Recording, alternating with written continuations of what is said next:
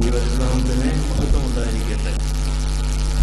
വേദിയിൽ ഉപവിഷ്ടരായിരിക്കുന്ന എൻ്റെ പ്രിയ സഹോദരന്മാരും സഹപ്രവർത്തകരുമായ ബഹുമാനീയ വൈദികരെ, ഇതിൽ പങ്കെടുക്കാൻ വേണ്ടി വളരെ ദൂരെ നിന്നും അടുത്തു നിന്നുമൊക്കെ വന്നെത്തിയിരിക്കുന്ന പ്രിയ സഹോദരങ്ങളെ, എല്ലാവർക്കും കർത്താവായ യേശുക്രിസ്തുവിൻ്റെ നാമത്തിൽ അഭിവാദനം അർപ്പിക്കുന്നു. നമ്മുടെ ബഹുമാന്യനായ ജോഷുവ അച്ഛൻ നമുക്കറിയാവുന്ന കാലം മുതൽ വിശുദ്ധ വേദപുസ്തകവുമായി ജീവിച്ച ഒരാളാണ്. വേദപുസ്തക ഭാഷയിൽ തന്നെ പറഞ്ഞാൽ യാക്കോബിനെ പോലെ വേദപുസ്തകവുമായിട്ട് മൽപ്പിടുത്തം നടത്തിയ ഒരാളാണ്. എന്നെ അനുഗ്രഹിച്ചല്ലാതെ ഞാൻ നിന്നെ വിടുകയില്ല എന്ന് ദൈവദൂതനോട് പറഞ്ഞ യാക്കോബിനെ പോലെ എന്നെ മനസ്സിലാക്കിയിട്ടല്ലാതെ ഞാനിത് വിടുകയില്ല എന്ന് വിശുദ്ധ വേദപുസ്തകത്തോട് പറഞ്ഞുകൊണ്ടിരുന്ന ഒരാളാണ് ജോഷുവ അച്ഛൻ. അദ്ദേഹം ആദ്യകാലത്തൊക്കെ ഓർത്തഡോക്സ് സഭയിലെ ഈ വലിയ സെമിനാരിയിലും പള്ളികളിലുമൊക്കെ ആയിട്ട് ഒതുങ്ങി നിന്നെങ്കിലും പിൽക്കാലത്ത് അദ്ദേഹത്തിൻ്റെ വേദജ്ഞാനവും അദ്ദേഹത്തിൻ്റെ വേദദർശനവും വ്യാപകമായിട്ട് എല്ലാ സഭകളിലും നമ്മുടെ പൊതുസമൂഹത്തിലും അംഗീകരിക്കപ്പെട്ടു. പ്രത്യേകിച്ചും അദ്ദേഹം മനോരമ പത്രത്തിൽ എഴുതിയിരുന്ന വാരാന്ത്യ കോളം ചിന്താ വിഷയം, അത് വളരെ എക്സ്പ്ലിസിറ്റായിട്ട് ഒരു ക്രിസ്ത്യൻ മെസ്സേജ് അല്ലായിരുന്നു എങ്കിലും അതിൻ്റെ അന്തർധാര വിശുദ്ധ വേദപുസ്തകത്തിലൂടെ നമുക്ക് ലഭിച്ച ദൈവത്തിൻ്റെ വെളിപാടും ദൈവത്തെക്കുറിച്ചുള്ള കർത്താവായ യേശുക്രിസ്തുവിനെ കുറിച്ചുള്ള ദർശനവും സുവിശേഷത്തിൻ്റെ മൂല്യങ്ങളുമായിരുന്നു. നിങ്ങളത് ആരെങ്കിലും എപ്പോഴെങ്കിലും അത് പഠിക്കുമെന്ന് വിചാരിക്കുന്നു.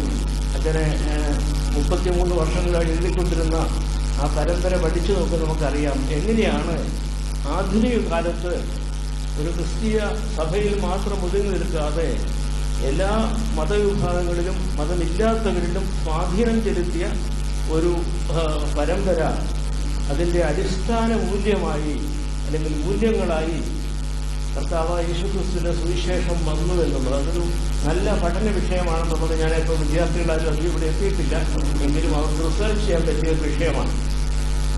അത് ഞാൻ ആദ്യമേ സൂചിപ്പിച്ചുകൊണ്ട് നിങ്ങളുടെ എല്ലാവരുടെയും നാമത്തിൽ ബഹുമാനായ ജോഷുവ അച്ഛന് അദ്ദേഹം ഭൗതികമായി അന്തരിച്ചെങ്കിലും അദ്ദേഹത്തിൻ്റെ സാന്നിധ്യം നമ്മോട് കൂടെയുണ്ട്. അദ്ദേഹത്തിൻ്റെ ചിത്രം നിങ്ങൾക്കിവിടെ കാണാം.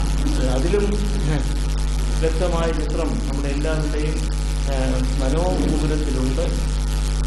ബഹുമാനായ ജോഷുവ അച്ഛൻ്റെ ജീവിതത്തിനും ദർശനത്തിനും ആദരാഞ്ജലികൾ അർപ്പിച്ചുകൊണ്ട് നമുക്ക് ആരംഭിക്കാം. നമ്മൾ ദീർഘമായിട്ട് സംസാരിക്കുകയില്ല, കാരണം നമ്മൾ 20 മിനിറ്റ് വെച്ചാണ് നമ്മുടെ പ്രസന്റേഷന് കൊടുത്തിരിക്കുന്നത്. ഇവിടെ സന്നിഹിതരായിരിക്കുന്ന ബഹുമാനായ റെജി മാത്യു അച്ഛൻ നിങ്ങൾക്കറിയാം, നാഗ്പൂർ സെമിനാരിയിലെയും ഈ വലിയ ഓർത്തഡോക്സ് കോട്ടയത്തെ സെമിനാരിയുടെയും പ്രിൻസിപ്പലായിരുന്നു. അതുപോലെ ഇപ്പോൾ പ്രിൻസിപ്പലായിരിക്കുന്ന ബഹുമാനപ്പെട്ട ജോൺ തോമസ് കരിങ്ങാട്ടിലച്ഛൻ നാഗ്പൂർ സെമിനാരിയുടെ പ്രിൻസിപ്പലായിരുന്ന ബഹുമാനായ വിജേഷ് ഫിലിപ്പച്ചൻ പ്രായം കൊണ്ടായി പെട്ടെന്ന് ഏറ്റവും പരിചിതമായ പേരുകൾ വിട്ടുപോകുന്നത്. വിജേഷ് ഫിലിപ്പച്ചൻ അച്ഛന് സ്വപന അക്കാദമിയുടെ അസോസിയേറ്റ് ഡയറക്ടർ കൂടിയാണ്. അതുപോലെ ഇന്ന് ആദ്യമായിട്ട് പ്രസന്റേഷൻ നടത്തുന്ന നമ്മുടെ ഡോക്ടർ ജേക്കബ് മാത്യു അച്ഛൻ ഫെഡറേറ്റഡ് ഫാക്കൽറ്റിയുടെ രജിസ്ട്രാർ കൂടിയാണ്. അതുകൊണ്ട് കൂടിയായിരിക്കണം ഫെഡറേറ്റഡ് ഫാക്കൽറ്റിയിൽ നിന്ന് ചില വിദ്യാർത്ഥികൾ പറയാൻ പാടില്ല, അവരൊക്കെ വളരെ അനുഭവ പരിജ്ഞാനമുള്ള നല്ല പാസ്റ്റേഴ്സും നല്ല തിയോളജിയൻസുമാണ്. അവർ പ്രത്യേകമായിട്ട് ഞാൻ ഈ അവസരത്തിൽ സ്വാഗതം ചെയ്യുന്നു. മലയാളം അറിയാവുന്നവർ മാത്രമേ വന്നിട്ടുള്ളൂ, കാരണം നമ്മൾ അനൗൺസ് ചെയ്തിരുന്നു ഇതിൻ്റെ പൊതുവെയുള്ള ചർച്ചകളൊക്കെ മലയാളത്തിലായിരിക്കും എന്നുള്ളതുകൊണ്ട്. എന്നാൽ എഴുതുന്ന ലേഖനങ്ങൾ പേപ്പേഴ്സ് എല്ലാം ഇംഗ്ലീഷിലായിരിക്കും. അത് പിന്നാലെ നമുക്ക് പ്രസിദ്ധീകരിക്കാം. അതുപോലെ ബഹുമാനപ്പെട്ട ജോജി ജോർജ് അച്ഛൻ, ഡോക്ടർ ജോജി ജോർജ് അച്ഛൻ നാഗ്പൂർ സെമിനാരിയിലായിരുന്നു അടുത്ത കാലം വരെ. അദ്ദേഹത്തെ ഇങ്ങോട്ട് ട്രാൻസ്ഫർ ചെയ്തു അച്ഛന് ഇവിടെ ന്യൂ ടെസ്റ്റ്മെന്റ് പഠിപ്പിക്കുന്നു. അവരെല്ലാവരെയും ഞാൻ സന്തോഷപൂർവ്വം സ്വാഗതം ചെയ്യുന്നു. ഇവിടെ അനൗൺസ് ചെയ്യുന്നതാണ്.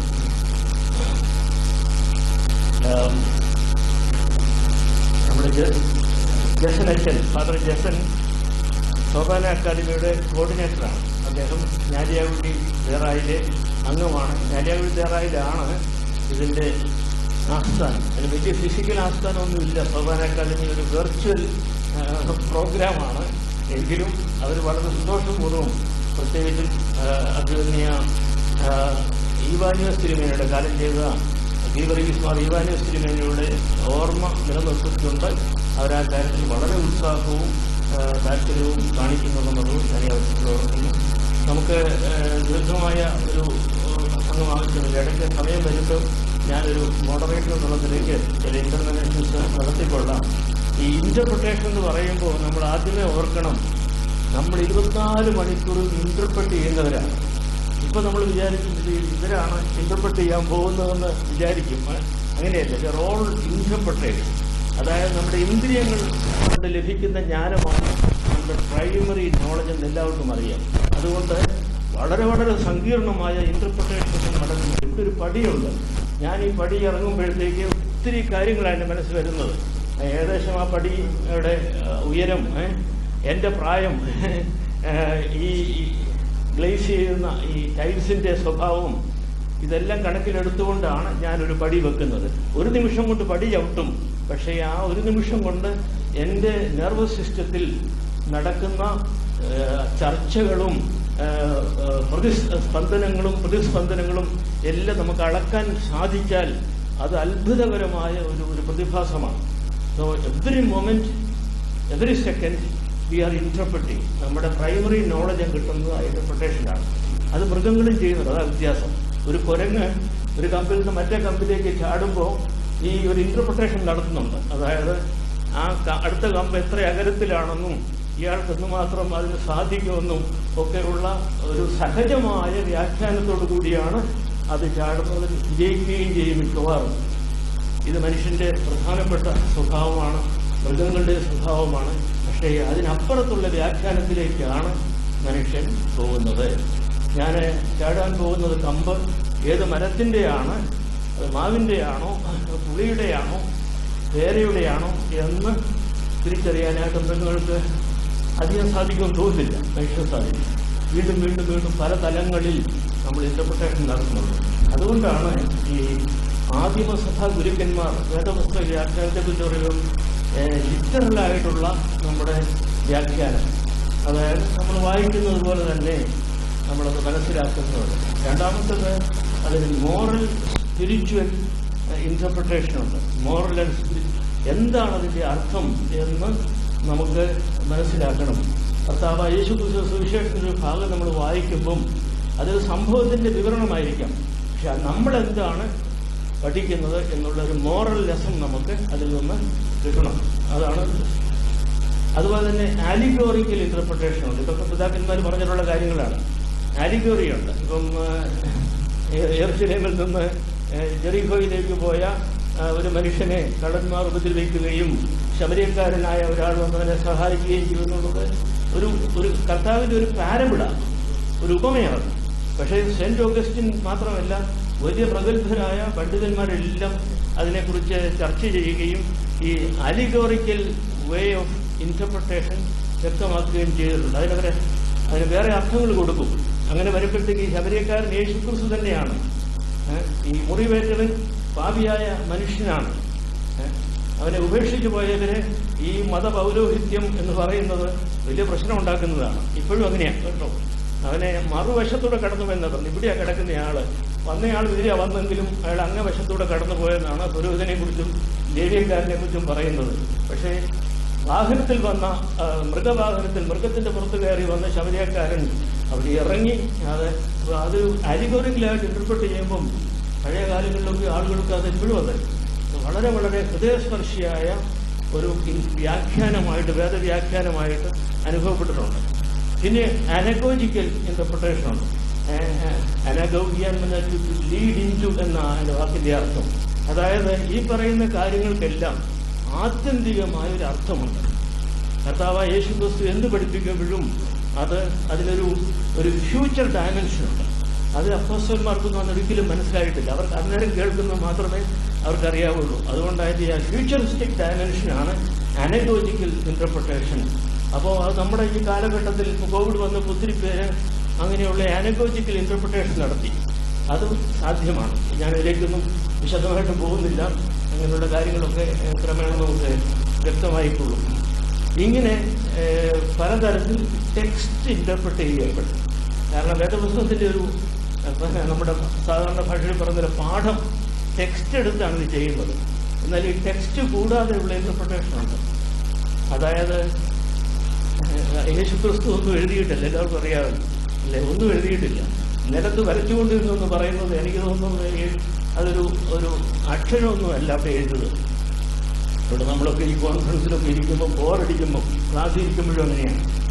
ഞങ്ങളൊക്കെ പഠിപ്പിക്കുമ്പോൾ ചില ബോറടിക്കുമ്പോൾ പിള്ളേർക്ക് ഇങ്ങനെ കുത്തി വരച്ചുകൊണ്ടിരിക്കും, സ്ക്രിബിൾ ചെയ്തുകൊണ്ടിരിക്കും. കർത്താവ് യേശുക്രിസ്തു അങ്ങനെ എന്തോ ഒക്കെ വരച്ചു. പക്ഷെ ആ വരയ്ക്ക് അർത്ഥമുണ്ട്, ആ വരയ്ക്കൊരു മെസ്സേജുണ്ട്. ആ മെസ്സേജ് ഇന്റർപ്രിറ്റ് ചെയ്യാം. നമ്മുടെ ഈ ഭിത്തികളിലൊക്കെ ഗ്രാഫിറ്റി എന്ന് പറയുന്ന സാധനം നിങ്ങൾ കണ്ടിട്ടുണ്ടല്ലോ അല്ലേ? ആരും അറിയാത്ത രാത്രി 1 മണിക്കും 2 മണിക്കൊക്കെ വന്ന് ചില വലിയ കലാകാരന്മാരെ വരച്ചു വെക്കുന്ന നേരം വിളിക്കുമ്പം ഇത് ആര് വരച്ചു, എന്ത് വരച്ചു എന്നറിയാൻ പറ്റും. Graffiti has no evident meaning. നമ്മൾ നോക്കിയതിൻ്റെ അർത്ഥമില്ല, ഒന്നിൻ്റെ രൂപമല്ലത്, ഒരു ഭാഷയുമല്ലത്. പക്ഷെ ഗ്രാഫിറ്റിയെക്കുറിച്ച് ഒത്തിരി പഠനങ്ങൾ നടന്നിട്ടുണ്ട്. It conveys A message. അപ്പോൾ അത് ടെക്സ്റ്റ് മാത്രമല്ല, നമ്മുടെ ജെസ്റ്റേഴ്സ്, നമ്മുടെ സൗണ്ട്, നമ്മുടെ ചിത്രങ്ങൾ, നമ്മുടെ സൈലൻസ്, ഇതെല്ലാം these are major things to be interpreted. അപ്പോൾ ആ ഇന്റർപ്രിട്ടേഷൻ സാധ്യമാക്കുന്നത് സുവിശേഷത്തിൽ അങ്ങനെയുണ്ട്. ഞാൻ ഇന്നലെ ഞങ്ങളുടെ ക്ലാസ്സിൽ LKG ക്ലാസ്സിൽ പറയുകയായിരുന്നു, യേശുക്രിസ്തുവിൻ്റെ വാക്കുകൾ മാത്രം ചുവന്ന അക്ഷരത്തിൽ എഴുതിയിട്ട് NRSV new revised standard version ഇറങ്ങിയ സമയത്ത് ഒരു എഡിഷൻ അങ്ങനെയായിരുന്നു. എഡിഷൻ്റെ അകത്ത് യേശുക്രിസ്തു പറഞ്ഞ വാക്കുകളെല്ലാം ചുവന്ന ലെറ്റേഴ്സിലാണ്, റെഡ് ലെറ്റേഴ്സിലാണ്, മറ്റതൊക്കെ ബ്ലാക്കുമാണ്. അപ്പം ഞാൻ പ്രസ്ബിറ്റേറിയൻ സഭയുമായിട്ടുള്ള ഒരു ഡയലോഗിൽ അവരുടെ ചില പ്രധാനപ്പെട്ട തിയോളജിയൻസുമായിട്ട് ചർച്ച ചെയ്തപ്പോൾ ഞാൻ പറഞ്ഞു, ഇതൊരിക്കലും ഞങ്ങൾക്ക് സ്വീകരിക്കാൻ സാധ്യമല്ല. കാരണം യേശുക്രിസ്തുവിൻ്റെ വാക്കുകൾ മാത്രമല്ല സുവിശേഷം, യേശുക്രിസ്തുവിൻ്റെ നിശബ്ദതയും മൗനവും പ്രധാനപ്പെട്ട കാര്യങ്ങളാണ്. യേശുക്രിസ്തുവിൻ്റെ ശരീരവും യേശുക്രിസ്തുവിൻ്റെ ജസ്റ്റേഴ്സും ഇതെല്ലാം പ്രധാനപ്പെട്ട കാര്യങ്ങളാണ്. It's not simply words which he spoke.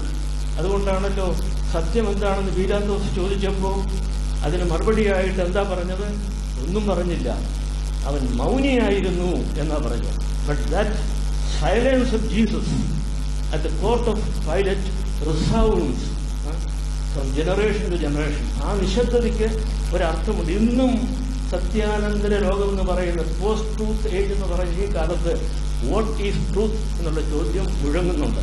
അതിന് ഉത്തരമുണ്ട്. പക്ഷെ ആ ഉത്തരം ഒരാളുടെ വാക്കിലൂടെ, പ്രസ്താവനയിലൂടെ നമുക്കൊരിക്കലും അത് പൂർണ്ണമായിട്ടും ലഭിക്കുകയില്ല. അതുകൊണ്ടാണ് യേശുക്രിസ്തു നിശബ്ദനായിരുന്നു എന്ന് പറയുന്നത്. അങ്ങനെയാണ് ഈ ഓർത്തഡോക്സ് സഭയുടെ തക്സായിൽ അച്ഛന്മാർക്കെല്ലാവർക്കും പറയാം, വിശുദ്ധ കുർബാന തുടങ്ങുന്നതിന് മുൻപുള്ള തുയ്യോബയുടെ ആദ്യത്തെ പ്രാർത്ഥനയിൽ ഇതാണ് സൂചിപ്പിക്കുന്നത്. ശബ്ദായമാനമാണ് കുർബാന.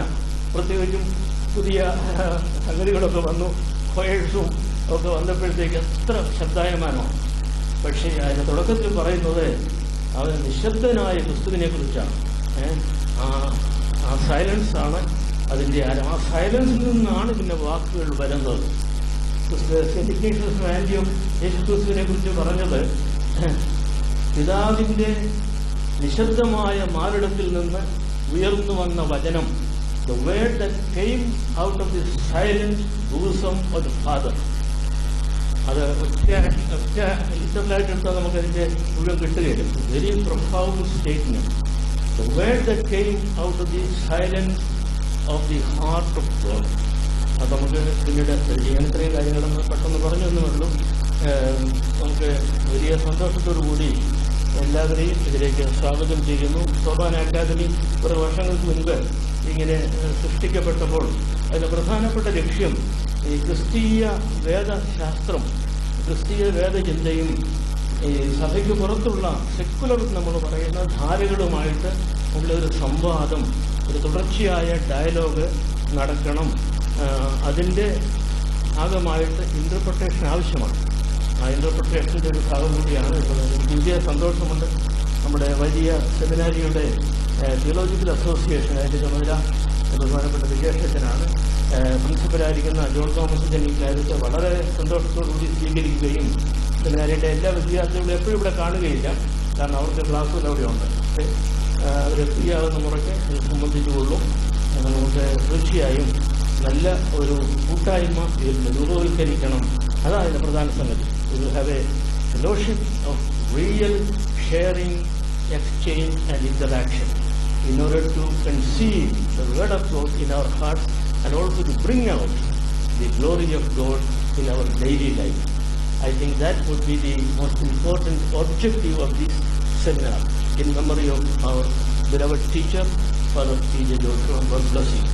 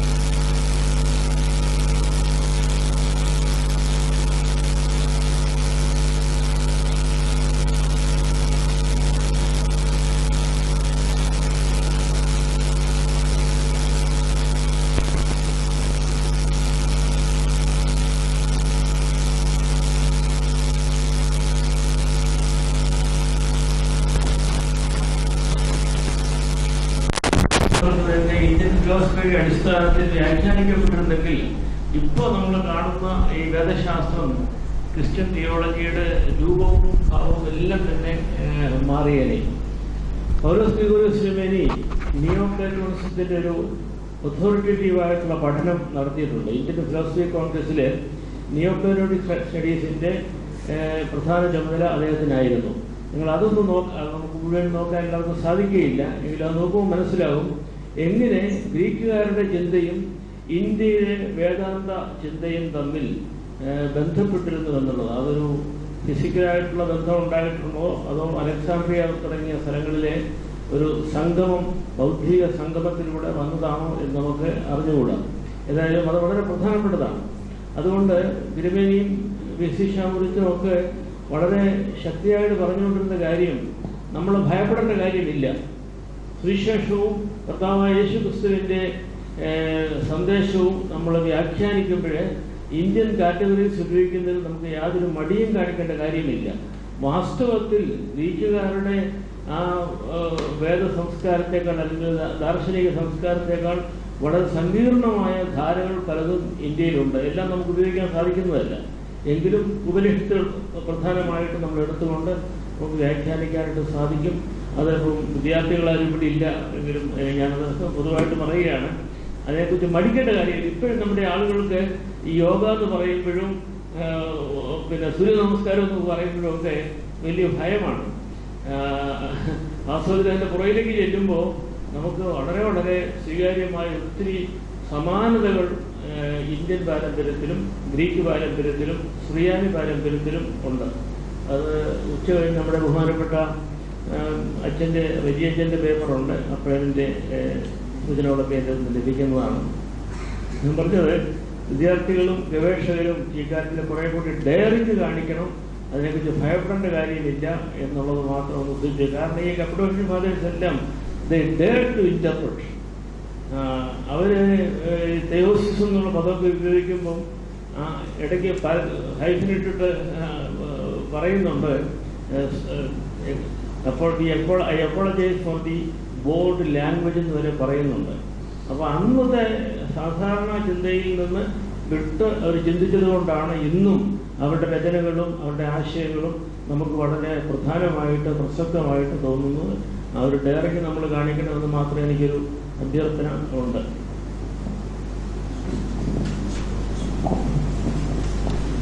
ഏറ്റവും വളരെ ചുരുങ്ങിയ പ്രിയ സ്നേഹിതരെ, ഈ ഹെർമിസ് എന്ന് പറയുന്ന ദേവനെ കുറിച്ച് നിങ്ങൾക്ക് ഒരുപക്ഷെ അറിയാമായിരിക്കും.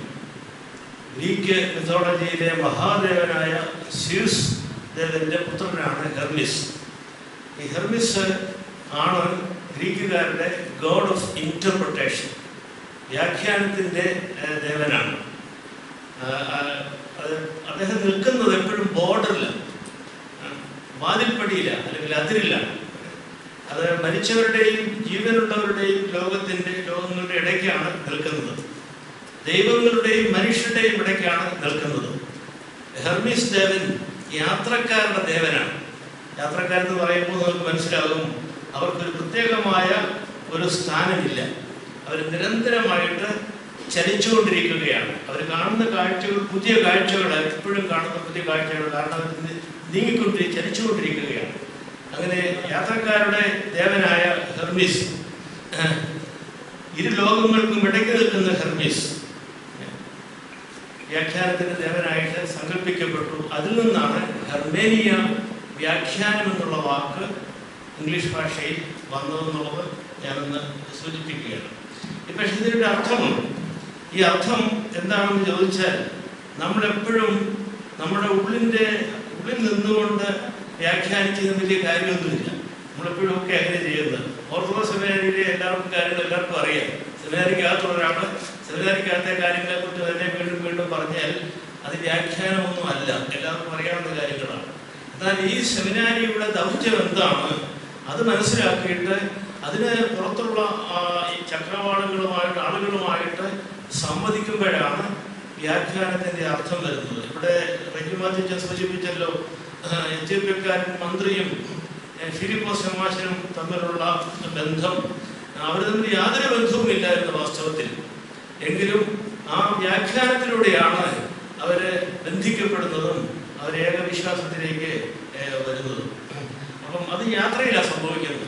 എത്യോപ്യക്കാരൻ മന്ത്രി യാത്ര ചെയ്തുകൊണ്ടിരിക്കുകയാണ്. അപ്പോൾ ഇത് വളരെ പ്രധാനപ്പെട്ട സംഗതിയാണ്. ഈ ഹെർമിസ് എന്നുള്ള വാക്കിൻ്റെ ഒരു സിംബോളിക് മീനിങ് പലയിടത്തും കാണുന്നുണ്ട് എന്നുള്ളത് ഞാൻ പറയുകയാണ്. ഞാൻ ദീർഘമായിട്ട് സംസാരിക്കുന്നില്ല, കാരണം നമുക്ക് രണ്ട് കാര്യമായ പ്രസൻറ്റേഷൻസ് ഉണ്ട്. ഈ തർജ്ജിമ, പരിഭാഷ, വിവർത്തനം എന്നൊക്കെ നമ്മൾ പറയാറുണ്ട്. തർജ്ജിമ താർക്കുമെന്ന് പറയുന്ന യഹൂദന്മാരുടേതാണ്. അത് വേദത്തെ വ്യാഖ്യാനിക്കുന്നതാണ് താർക്കും. എല്ലാ വേദങ്ങളിലും അങ്ങനെയുണ്ട്. ഈ നമുക്കറിയാം, ശ്രുതിയുമുണ്ട്. ശ്രുതിയാണ് വേദം, അതിൻ്റെ വ്യാഖ്യാനമാണ് സ്മൃതി. ഖുറാനും ഹദീത്തുമുണ്ട്. ഖുറാനാണ് മുഹമ്മദ് നബിയുടെ വെളിപാട്, അതാണ് യഥാർത്ഥമായ വേദം. അവർക്ക് അതിൻ്റെ വ്യാഖ്യാനമുണ്ട്. നമുക്ക് വേദപുസ്തകവും പാരമ്പര്യവും അല്ലെങ്കിൽ പിതാക്കന്മാരും പെട്രിസ്റ്റിക് ട്രഡീഷനും ഉണ്ട്. അത് വ്യാഖ്യാനമാണ്. അതെല്ലാ വേദങ്ങളിലുണ്ട്. അതുകൊണ്ട് നമ്മൾ ഇതിന് പേര് കൊടുത്തപ്പോഴേ ഈ മലയാളത്തിൽ വേദവും വ്യാഖ്യാനവും എന്നാണ് പറഞ്ഞത്. അത് ക്രിസ്ത്യൻ ബൈബിൾ മാത്രമല്ല, എല്ലാ വേദങ്ങൾക്കും അങ്ങനെയാണ്. ഈ വേദങ്ങൾക്കൊന്നും തർജ്ജമയില്ല, വാസ്തവത്തിൽ വ്യാഖ്യാനമേ ഉള്ളൂ. നിങ്ങൾക്കറിയാം, ഇന്ത്യയിലെ 4 വേദങ്ങളിൽ ഇപ്പോൾ ഉപയോഗിച്ചുകൊണ്ടിരിക്കുന്ന വേദങ്ങൾ ഉച്ചരിക്കണമെങ്കിൽ സംസ്കൃതത്തിലെ ഉച്ചരിക്കാനാവും. വേദങ്ങൾ ചൊല്ലണമെങ്കിൽ സംസ്കൃതം വേണം. ഖുറാൻ ചൊല്ലണമെങ്കിൽ അതിന് അറബി ഭാഷ തന്നെ വേണം. അത് വേണ്ടാത്ത ഒരു മതം ക്രിസ്തു മതമാണ്. അത് ഗ്രീക്കിലും എബ്രായ ഭാഷയിലും ഒക്കെയാണ് വേദം എഴുതപ്പെട്ടതെങ്കിലും നമുക്ക് യാതൊരു നിർബന്ധവുമില്ല. സെമിനാരി സ്റ്റുഡൻസ് അതുകൊണ്ട് ഗ്രീക്കും ഹീബ്രുവും പഠിക്കുന്നത് വളരെ നിസ്സാരമാണെന്ന് വിചാരിക്കരുത്. നിങ്ങൾക്കത് ചുമതലയുണ്ട്. പക്ഷെ അത് ആവശ്യമില്ല. മാത്രമല്ല, ഇത് തർജ്ജമകൾ എല്ലാ ഭാഷകളിലേക്കും ഏറ്റവും കൂടുതൽ തർജ്ജമ ചെയ്യപ്പെട്ടുള്ള പുസ്തകം ബൈബിളാണ്. നിങ്ങൾക്കറിയാം. അപ്പോൾ അത് തർജ്ജിമ എന്ന് പറഞ്ഞാൽ വേദത്തിൻ്റെ ആവർത്തനമല്ല, അത് വ്യാഖ്യാനമാണ്. അതുകൊണ്ട് ഞാൻ പറഞ്ഞത് തർജ്ജിമ, പരിഭാഷ, വിവർത്തനം ഇതെല്ലാം വ്യാഖ്യാനങ്ങളാണ്. ഓരോ വ്യാഖ്യാനത്തിലും നമ്മൾ പുതിയ ഒരു ലോകത്തെ അവതരിപ്പിക്കുകയാണ്. ഈ അവസരത്തിൽ ഈ ഫിലോസോഫിക്കൽ ഹെർമനോട്ടിക്സ് എന്ന് പറയുന്നത് വളരെ പ്രധാനപ്പെട്ട ഒരു സംഗതിയാണ്. 20-ാം നൂറ്റാണ്ടിലും 21-ാം നൂറ്റാണ്ടിലും ഒക്കെ അതിൻ്റെ പഠനതാക്കൾ പലരുണ്ട്. ഞാൻ പല പേരുകളുണ്ടെങ്കിൽ ഒരാളുടെ പേര് മാത്രം വിദ്യാർത്ഥികളുടെ അറിവിന് വേണ്ടി പറയുകയാണ്. നിങ്ങൾക്ക് എപ്പോഴെങ്കിലും അതേക്കുറിച്ച് പഠിക്കാൻ ശ്രമിച്ചാൽ നല്ലതായിരിക്കും. അതൊരു ജർമ്മൻകാരനാണ്, Hans Georg Gadamer, GADAMER. Hans Georg Gadamer, GADAMER. ഈ ഗാഡമറിൻ്റെ ട്രൂത്ത് ആൻഡ് മെത്തേഡ് എന്ന് പറയുന്ന ഒരു പുസ്തകമുണ്ട്. അത് ഇത്തിരി വലിയ പുസ്തകമാണ്. അത് വെറുതെ വായിച്ചാൽ നമുക്ക് മനസ്സിലാവുകയില്ല. പക്ഷെ അതിൻ്റെ പശ്ചാത്തലം മനസ്സിലാക്കിയത് വായിച്ചാൽ കുറേയൊക്കെ മനസ്സിലാകും. 3 കാര്യങ്ങൾ ഞാൻ പെട്ടെന്ന് 3 മിനിറ്റ് കൊണ്ട് പറഞ്ഞുകൊള്ളാം. അദ്ദേഹത്തിൻ്റെ ഒരു പോയിന്റ്, ഈ ഫ്യൂഷൻ ഓഫ് ഹൊറൈസൺസ്, ചക്രവാളങ്ങളുടെ സമ്മേളനം ആണ് അണ്ടർസ്റ്റാൻഡിങ്ങിൻ്റെ പ്രധാനപ്പെട്ട അടിസ്ഥാനം. അണ്ടർസ്റ്റാൻഡിങ് പറയും നമ്മൾ മനസ്സിലാക്കൽ, വ്യാഖ്യാനത്തിലൂടെ നമുക്ക് ലഭിക്കേണ്ടത് മനസ്സിലാക്കലാണ്. അപ്പോൾ അതിന് ഫ്യൂഷനോ എന്ന് പറഞ്ഞാൽ നമുക്ക് വരയ്ക്കാൻ പറ്റുകയില്ല. നിങ്ങൾ ഇങ്ങനെ ഒരു വര വരയ്ക്കുക, ഇങ്ങനെയൊന്ന് വരയ്ക്കുക, രണ്ടും തമ്മിൽ ഇൻ്റർസെക്റ്റ് ചെയ്യും. അതിൻ്റെ ഇൻ്റർസെക്ഷൻ നടക്കുന്ന കാര്യങ്ങളെന്ന് പറയുന്നത് വളരെ പ്രധാനപ്പെട്ട കാര്യങ്ങളാണ്. ഞാൻ പഠിച്ച പശ്ചാത്തലം, എൻ്റെ കുടുംബം, എൻ്റെ മതം, എൻ്റെ വിശ്വാസം ഇതെല്ലാം ഒരു ചക്രവാളമാണ്. ആ ചക്രവാളത്തിലേക്ക് ഞാൻ 1-ാം നൂറ്റാണ്ടിൽ എഴുതപ്പെട്ട ഒരു ലേഖനമോ ഒരു പ്രസംഗമോ വായിക്കുന്നു, അല്ലെങ്കിൽ 5-ാം നൂറ്റാണ്ടിൽ എഴുതപ്പെട്ട ഒരാളിൻ്റെ ഒരു ആർട്ടിക്കിൾ വായിക്കുന്നു. അപ്പോൾ അത് വേറൊരു പ്രപഞ്ചമാണ്. ആ പ്രപഞ്ചവും എൻ്റെ പ്രപഞ്ചവും തമ്മിൽ ഇൻ്റർസെക്റ്റ് ചെയ്യുകയാണ്. അപ്പോൾ ആ ഇൻ്റർസെക്ഷനിൽ ഒത്തിരി കാര്യങ്ങൾ നടക്കുന്നു. ഇതാണ് ഈ ഫ്യൂഷൻ ഓഫ് ഹൊറൈസൺസിൻ്റെ ഒരു അടിസ്ഥാന ചിത്ര രൂപം ഞാൻ ഇവിടെ സൂചിപ്പിച്ചത്. അപ്പം വാസ്തവത്തിൽ ഈ ചക്രവാളങ്ങൾ തമ്മിൽ ഇങ്ങനെ സമ്മേളിക്കാതെ യഥാർത്ഥമായ വ്യാഖ്യാനങ്ങളൊന്നും നടക്കുകയില്ല. വളരെ പ്രൊഡക്റ്റീവായിട്ടുള്ള, ക്രിയേറ്റീവായിട്ടുള്ള സംഗതികളാണ് നടക്കുന്നത്. എന്തുകൊണ്ടാണ് പൗലോസ് അപ്പോസ്തലൻ ലേഖനങ്ങൾ ഇന്നും നമ്മൾ പ്രധാനമായി കരുതുന്നത് എന്ന് ചോദിച്ചാൽ, അദ്ദേഹത്തിൻ്റെ ചക്രവാളത്തെ യഹൂദ ജാതിക്കും യഹൂദ സംസ്കാരത്തിനും പുറത്തുള്ള വേറൊരു ചക്രവാളവുമായിട്ട് സമ്മേളിപ്പിച്ചു. ആ സമ്മേളനത്തിൻ്റെ ഫലമായിട്ടാണ് പൗലോസ് ശ്ലീഹായ്ക്ക് വളരെ വളരെ മൗലികമായ ആശയങ്ങൾ ലഭിക്കുന്നതും അദ്ദേഹം ക്രിസ്തീയ സഭയുടെ വേദശാസ്ത്രത്തിന് അടിസ്ഥാനം നൽകുന്നത്. രണ്ടാമത്തെ ഒന്ന് പ്രിജുഡിസാണ്. ഹാൻസ് ഗയോർഗ് പ്രിജുഡിസിനെ കുറിച്ച് പറയുന്നുണ്ട്. ഈ പ്രിജുഡിസ് എന്ന് പറഞ്ഞാൽ തന്നെ നമുക്കൊരു പ്രിജുഡിസാണ്. കാരണം അവൻ വളരെ പ്രിജുഡിസ്ഡ് ആണെന്ന് പറഞ്ഞാൽ മുൻവിധിയോടുകൂടിയാണ്. ജഡ്ജിമാർക്കൊന്നും പ്രിജുഡിസ് പാടില്ല, ശാസ്ത്രജ്ഞന്മാർക്കൊന്നും പ്രിജുഡിസ് പാടില്ല. അവർക്ക് സത്യമായിട്ട് വസ്തുനിഷ്ഠമായിട്ട് അറിയണം എന്നാണ് പറയുന്നത്. പക്ഷേ ഈ പ്രിജുഡിസ് എന്ന് പറയുന്നത് ആവശ്യമാണെന്നാണ് ഹാൻസ് ഗയോർഗ് പറയുന്നത്. ഞാൻ എന്തെങ്കിലും പഠിക്കാൻ വരുന്നത്, ഞാൻ ഇതിനെക്കുറിച്ച് ചിന്തിക്കുന്നത് എനിക്ക് ലഭിച്ചിട്ടുള്ള അറിവ് വെച്ചുകൊണ്ടും എനിക്ക് ലഭിച്ചിട്ടുള്ള പശ്ചാത്തലം വെച്ചുകൊണ്ടുമാണ്. അതൊരു പ്രിജുഡിസാണ്. ഇപ്പോൾ ഞാൻ ഉദാഹരണമായിട്ട് ഇപ്പോൾ ഇവിടെ നമ്മുടെ നെറ്റി മാത്യു അച്ഛൻ ഓർത്തഡോക്സ് അപ്രോച്ച് ടു ഹെർമനൂട്ടിക്സിനെ കുറിച്ചാണ് പറഞ്ഞത്. അത് ഓർത്തഡോക്സി എന്ന് പറയുന്നത് പ്രിജുഡിസാണ്. കാരണം നമ്മൾ ജനിച്ചു വളർന്ന ഒരു സംസ്കാരം, ഇന്ത്യയിലെ അതിന് പൂർവ്വ സംസ്കാരം എന്നാണ് പറയുന്നത്. നമ്മുടെ ആ പൂർവ്വ സംസ്കാരവും പുതിയ സംസ്കാരങ്ങളും തമ്മിൽ കണ്ടുമുട്ടുമ്പോൾ ഉണ്ടാകുന്ന ഒരു അനുഭവമുണ്ട്. അപ്പം പ്രിജുഡിസ് ആവശ്യമാണ്. എനിക്കൊരു അടിസ്ഥാനമില്ലാതെ എനിക്കൊന്നും വ്യാഖ്യാനിക്കാൻ സാധിക്കില്ല. എനിക്ക് ലഭിച്ചിരിക്കുന്ന വ്യാഖ്യാനത്തിൻ്റെ അടിസ്ഥാനത്തിലാണ്. പക്ഷേ ആ പ്രിജുഡിസിനെ ഞാൻ എപ്പോഴും ഓപ്പണായിട്ട് നിലനിർത്തണം. അതിനെ ഞാൻ അടച്ചു വെച്ചിട്ട് ഇത് മാത്രമേ ഉള്ളൂ, ഇതാണ് കേവലമായ സത്യം, മറ്റെല്ലാം അസത്യമാണ് എന്ന് പറഞ്ഞാൽ അത് ശരിയാവുകയില്ല. അതിന് ഓപ്പൺ പ്രിജുഡിസ്, അതിൻ്റെ പ്രൊഡക്റ്റീവ് പ്രിജുഡിസ്, ക്രിയേറ്റീവ് പ്രിജുഡിസ്, ഇതിനെക്കുറിച്ചാണ് ഞാൻ പറഞ്ഞത്. മൂന്നാമതായിട്ട് ഈ ഹെർമനൂട്ടിക്സ് സർക്കിൾ എന്നുള്ളത് നമ്മുടെ ഹാൻസ് ഗയോർഗ് ഗാഡമറിന് മുൻപേ ഹെർമാക്കറും ഒക്കെ ഉപയോഗിച്ചിട്ടുള്ളതാണ്. അതായത് നമ്മളൊരു പാസേജ് എടുക്കുമ്പോഴേ, ഇപ്പോൾ നമ്മൾ സാധാരണ ചെയ്ത് ഒരു വാക്ക് എടുത്തുകൊണ്ടാണ് പ്രസംഗിക്കുന്നത് അല്ലേ.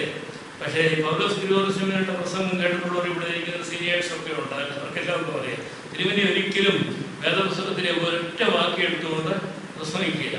ഒരു പാസേജ് എടുക്കും, ആ ഒരു പാസേജ് എടുത്തിട്ട് അത് ഞാൻ പലപ്പോഴും കണ്ടിട്ടുണ്ട്. ഇന്റർനാഷണൽ വേദികളിലൊക്കെ തിരുമേനി ബൈബിൾ സ്റ്റഡി നടത്തുമ്പോൾ വളരെ പ്രസിദ്ധനായ ബൈബിൾ സ്റ്റഡി ലീഡറായിരുന്നു അദ്ദേഹം.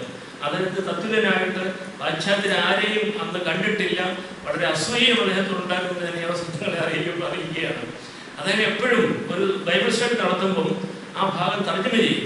ഇപ്പോൾ ന്യൂ ടെസ്റ്റ്മെന്റ് ആണ്, ഗ്രീക്കിൽ നിന്ന് അദ്ദേഹം ഇംഗ്ലീഷിലേക്ക് തർജ്ജമ ചെയ്യും. ഓൾഡ് ടെസ്റ്റ്മെന്റ് ആണെങ്കിൽ ഹീബ്രു ഭാഷയിൽ നിന്ന് അദ്ദേഹം തർജ്ജമ ചെയ്യും. അത് അതിനുവേണ്ടി മാത്രമുള്ള തർജ്ജമയാണ്. കാരണം തർജ്ജമയിലൂടെ ഈ പറയുന്ന സംഗതികളൊക്കെ ഉണ്ടാകുകയാണ്. ഒരു പുതിയ ചക്രവാളം കാണുകയാണ്, പുതിയ ഉൾക്കാഴ്ച ലഭിക്കുകയാണ്, പുതിയ പ്രകാശം ആളുകൾക്ക് കിട്ടത്തുടങ്ങും.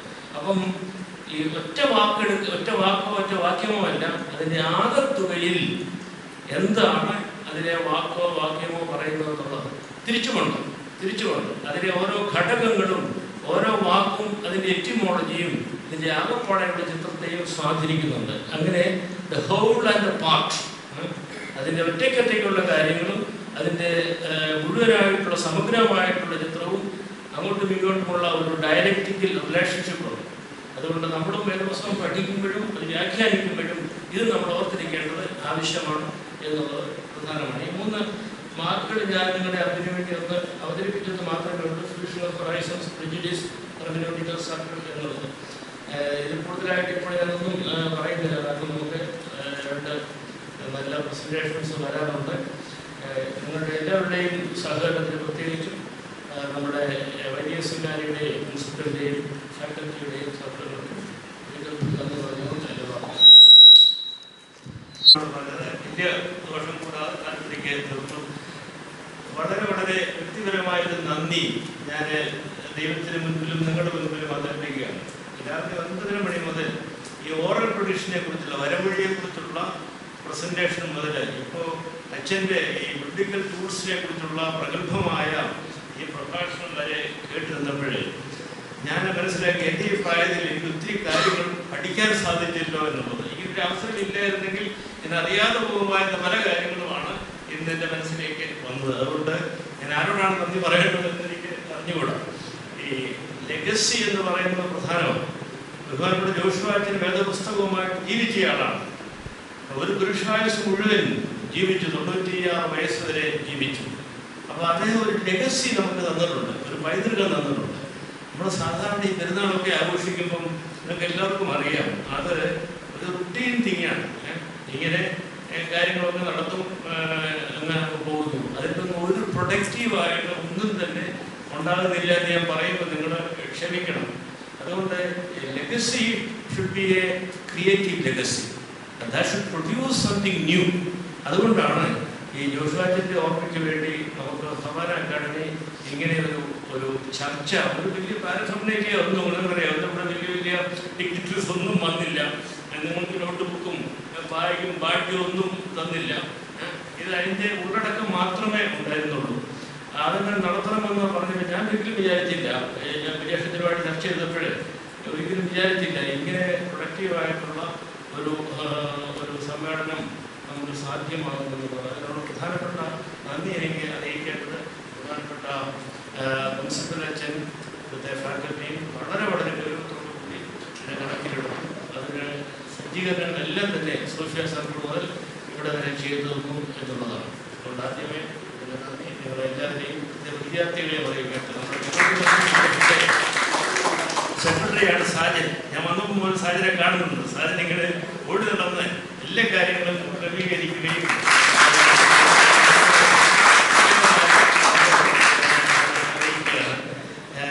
നമ്മളൊരു കാര്യം മറന്നു പോകരുത്. ഈ ചർച്ച ചെയ്യേണ്ട വിഷയമാണ് ഈ തെറ്റുവരിക, വ്യാഖ്യാനത്തിൽ തെറ്റുവരിക എന്നുള്ളത് സ്വാഭാവികമാണ്. തെറ്റില്ല വരം, ഇൻഫാലിബിലിറ്റി എന്നുള്ളത് നിങ്ങൾ കേട്ടിട്ടുണ്ട്.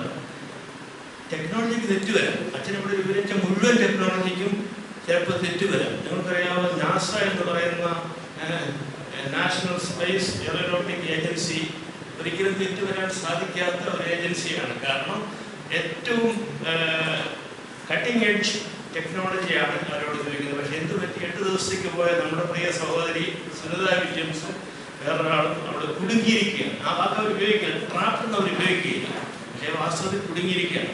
80 ദിവസമാകാം, 800 ദിവസമാകാം. തിരിച്ചു വരുമ്പോൾ എന്നുള്ളതിന് യാതൊരു ഉറപ്പും ഇല്ല. അതുകൊണ്ട് technology can go wrong, anything human can go wrong. അതുകൊണ്ട് നമ്മൾ അങ്ങനെ ഒരു വിനയം നമുക്ക് വേണം. അതുകൊണ്ട് ഈ വ്യാഖ്യാനം പരിശുദ്ധാത്മാവിൻ്റെ വരത്തിൽ നമ്മൾ ആശ്രയിക്കുന്നത് അതുകൊണ്ടാണ്. പ്രധാനമായും നമ്മുടെ നേർവഴിക്ക് നടത്തണമേ എന്നുള്ളതാണ്. അപ്പോൾ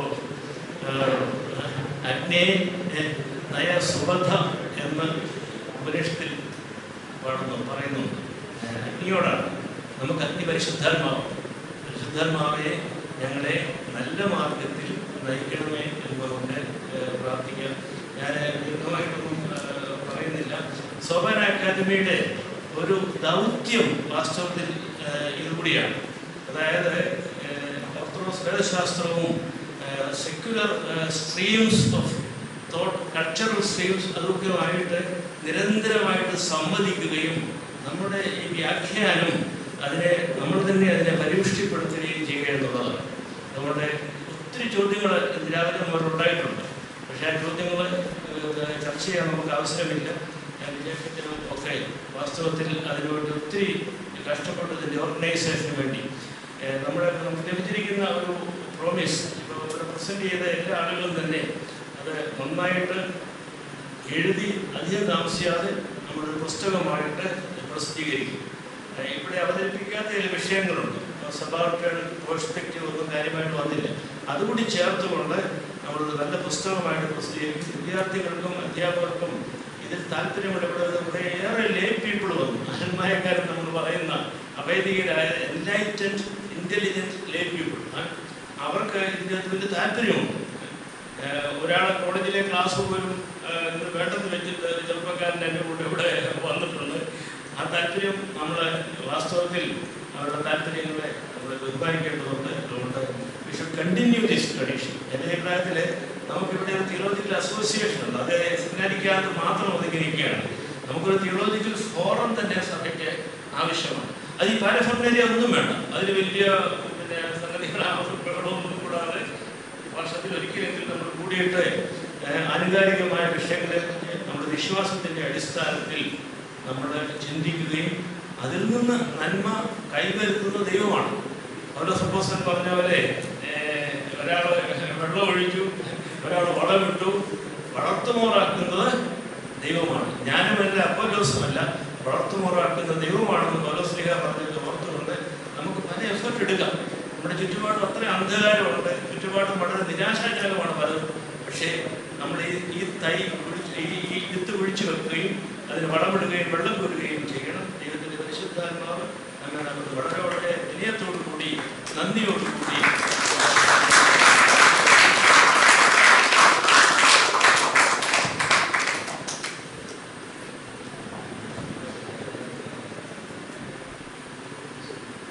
സോപാന അക്കാദമിയുടെ ആഭിമുഖ്യത്തിൽ നടന്ന വേദവ്യാഖ്യാന മാതൃകകൾ ഇവിടെ സമാപിക്കുകയാണ്. ഒരു വാക്കിൽ ഹൃദയസ്പന്ദനം പങ്കിടുവാനാണ് ഞാൻ ആഗ്രഹിക്കുന്നത്. നമ്മുടെ എല്ലാം ആരാധ്യനായ ഗുരുവാണ് ഡോക്ടർ കെ.എം. ജോർജ് അച്ഛൻ. അദ്ദേഹത്തിൻ്റെ വാക്കുകൾ, അദ്ദേഹത്തിൻ്റെ സാമീപ്യം തന്നെ നമുക്ക് ജ്ഞാനം പകരുന്ന പ്രകാശ രേഖകളാണ്. ഇന്ന് രാവിലെ മുതൽ ഈ പഠിത്ത വീടിൻ്റെ അകത്തളത്തിൽ ബോധദീപ്തി അദ്ദേഹം പകർന്നുകൊണ്ടിരിക്കുകയാണ്. സോപാന അക്കാദമിക്കും പ്രത്യേകിച്ച് സാമൂഹ്യ ശാസ്ത്ര വേദശാസ്ത്ര രംഗത്തും കലാരംഗത്തും ചിത്രരചന രംഗത്തുമൊക്കെ അദ്ദേഹം നിർവഹിക്കുന്ന സർഗാത്മക സംഭാവനകൾ വളരെ അതുല്യമാണ്. പഠിത്ത വീടിൻ്റെ ഹൃദയപൂർവമായ സ്നേഹാദരവ് സമർപ്പിക്കുകയാണ്. വളരെയധികം കടപ്പെട്ടിരിക്കുന്നു. സോപാന അക്കാദമിയോട് ബൗദ്ധികമായ ചർച്ചകൾക്ക് അവസരം ലഭിക്കുവാനുള്ള ഇടമാണ് സോപാന അക്കാദമി. വന്ദനായ TJ ജോഷുവാച്ചൻ്റെ സ്മരണയുടെ പശ്ചാത്തലത്തിൽ ഇങ്ങനെയൊരു വേദവ്യാഖ്യാന ശില്പശാല നടത്തണം എന്നാഗ്രഹിച്ചപ്പോൾ വളരെ സന്തോഷത്തോടെ സോഫിയ സെൻറ്റർ തിരഞ്ഞെടുക്കുകയും സെമിനാരിയുടെ ഉൾത്തളത്തിൽ അർത്ഥപൂർണമായ ഇടപെടൽ നടത്തുകയും ചെയ്ത് സോപാന അക്കാദമിയാണ്. അതിനായ വിജേഷ് ഫിലിപ്പച്ചൻ അതിൻ്റെ അസിസ്റ്റൻറ്റ് ഡയറക്ടറാണ്. പ്രത്യേകിച്ച് സോപാന അക്കാദമിയുടെ എല്ലാ പ്രവർത്തനങ്ങളോടുമുള്ള സ്നേഹം ആദരവ് സമർപ്പിക്കുകയാണ്. തിയോളജിക്കൽ അസോസിയേഷൻ നമുക്ക് വേണ്ട എല്ലാ കാര്യങ്ങളും ചെയ്തു തന്നു. നമ്മുടെ പ്രിയപ്പെട്ട സെക്രട്ടറി സാജൻ ഷമാശൻ, അതേപോലെ ഓർത്തഡോക്സ് വൈദിക സെമിനാരിലെ വിദ്യാർത്ഥികൾ, വന്യരായ ഗുരുക്കന്മാർ, പ്രത്യേകിച്ച് സന്തോഷമുള്ളത് FFRRCയിലെ വിദ്യാർത്ഥികളുടെ സ്നേഹപൂർവമായ സാന്നിധ്യവും ഇടപെടലും, ഇതിന് പുറത്തും അകത്തും നിന്ന് വിവിധ തരത്തിൽ ഇതിനെ സപ്പോർട്ട് ചെയ്ത, ഉജ്ജ്വലമായ പ്രഭാഷണങ്ങൾ നടത്തിയ എല്ലാ റിസോഴ്സ് പേഴ്സണോടും എല്ലാ പ്രിയപ്പെട്ടവരോടുമുള്ള സ്നേഹം, ആദരവ്, ഭക്തി സമർപ്പിച്ച് ഓർത്തഡോക്സ് വൈദിക സെമിനാരി കുടുംബത്തിൻ്റെ ഹൃദയപൂർവമായ നന്ദി അറിയിച്ച് എൻ്റെ വാക്കുകൾ നിർത്തുന്നു. വീണ്ടും ഇങ്ങനെ ഉള്ള ചർച്ചകൾക്ക് ഇടം നൽകുവാൻ സോപാന അക്കാദമി അവസരമൊരുക്കണമെന്ന് മാത്രം അപേക്ഷിച്ച് വാക്കുകൾ നിർത്തുന്നു.